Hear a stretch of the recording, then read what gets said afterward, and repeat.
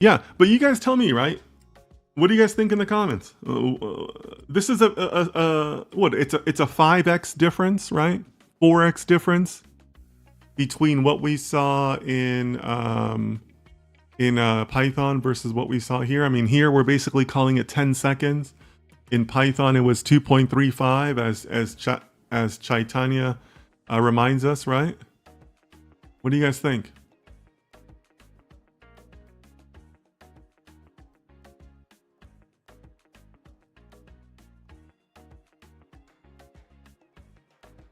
Interesting results, right? Because we went through a lot just to get a completely terrible confusion matrix, right? These numbers are terrible.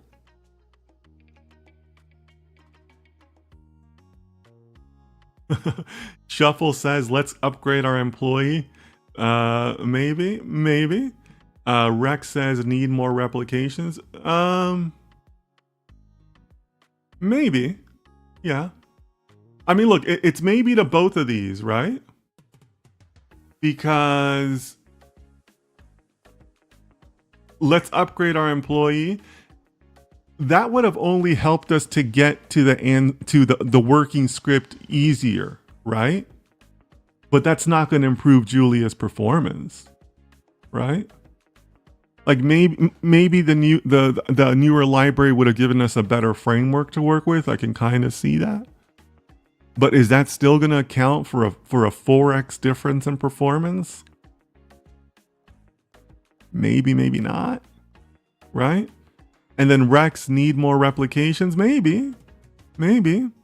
But again, a 4x, does that explain 4x performance difference? Maybe not. Yassine says, as of my knowledge, neural networks produce different results on different runs, even for the same structure, but I don't think it'd be this much different. I agree, Yassine. I agree.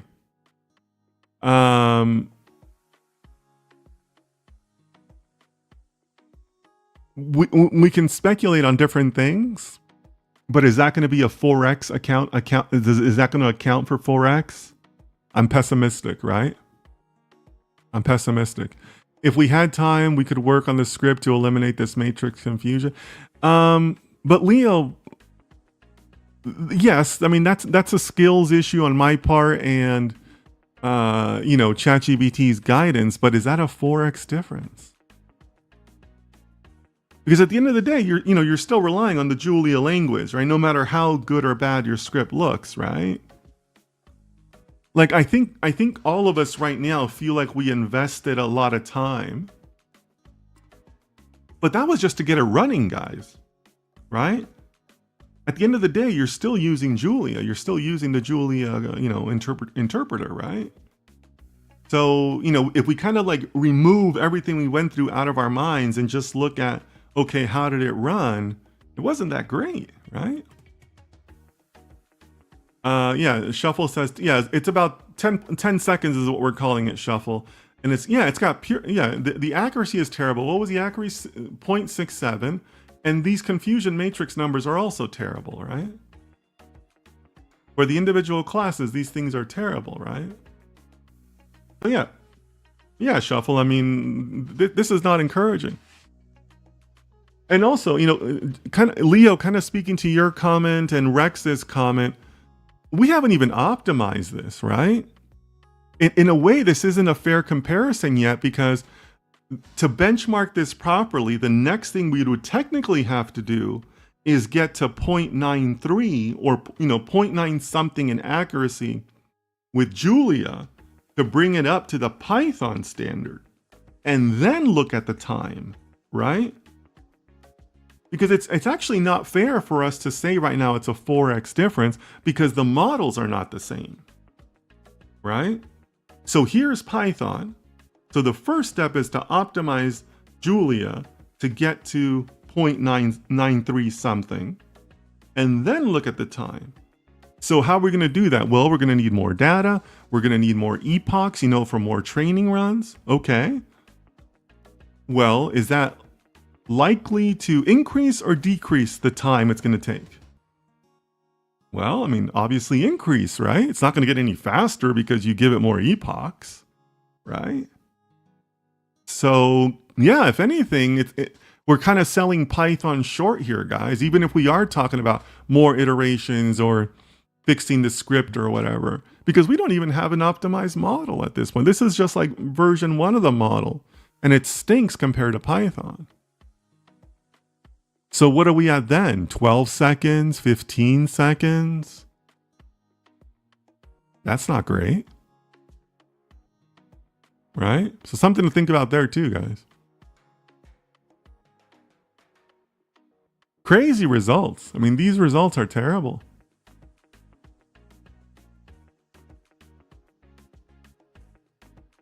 What do you guys think? So yeah, if we were to think about this in terms of like, because I always like to talk about next steps, right? But I mean, really, the next valid step for us, I think, is to say, okay, well, we can't do an apples to apples comparison until both models are performing at an equal level, right? Here's Python and Julia is still down here. So I think that's the next step. And then we look at the time. I don't think anybody in the chat believes that the time would improve, right? I mean, if you do, let me know, but not probable, right?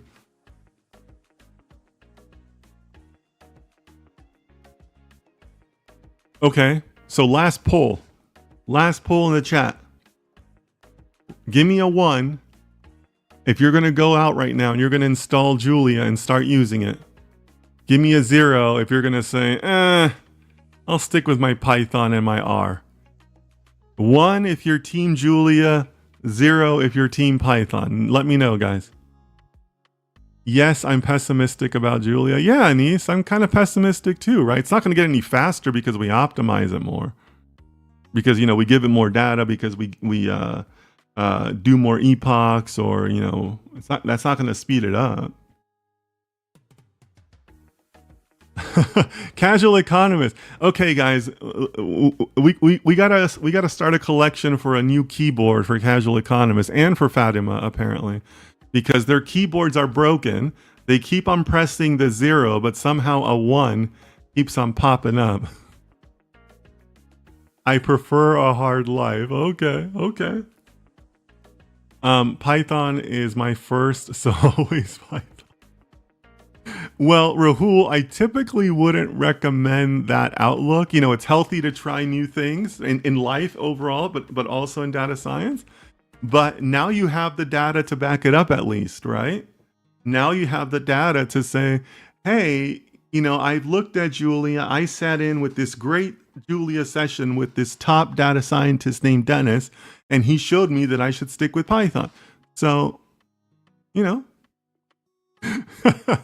Yassine says, personally, I pray I never have to use Julia in my life. Yeah, maybe. It didn't go so well for Team Julia today. I would like to try it just to see what it's capable of. Okay, Leo. Well, let us know if you come across any good findings. And hey, guys, this is an article, right? I tell you guys to do your own articles. Maybe Leo will come out with an article out this, right?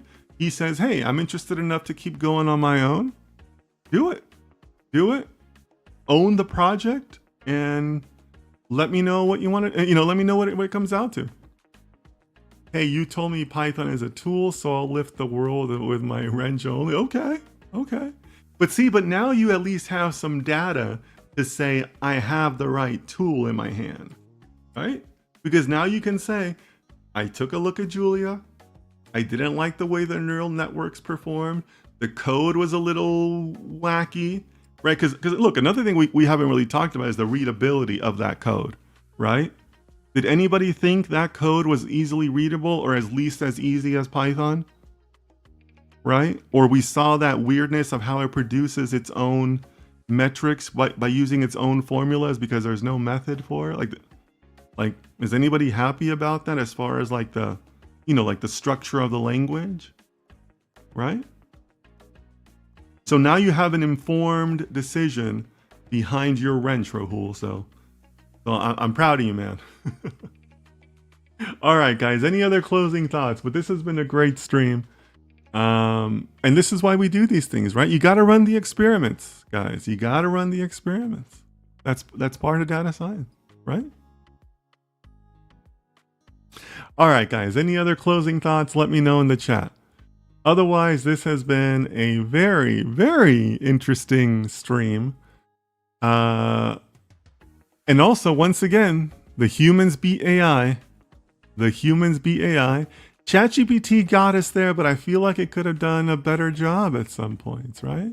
I think we all kind of feel that way, right? So, yeah. Interesting stream, guys. Interesting stuff. All right, guys. So, thank you so much. I'm just really grateful I get to spend this time with all of you and be able to do this type of stuff. So really hope that all of you enjoyed it, that you got something out of it. I certainly got something out of it. You know, it's fun to try new things, but really appreciate your time. Lots of craziness happening in the world. So please take care of yourselves and take care of your families, and I'll see you next time.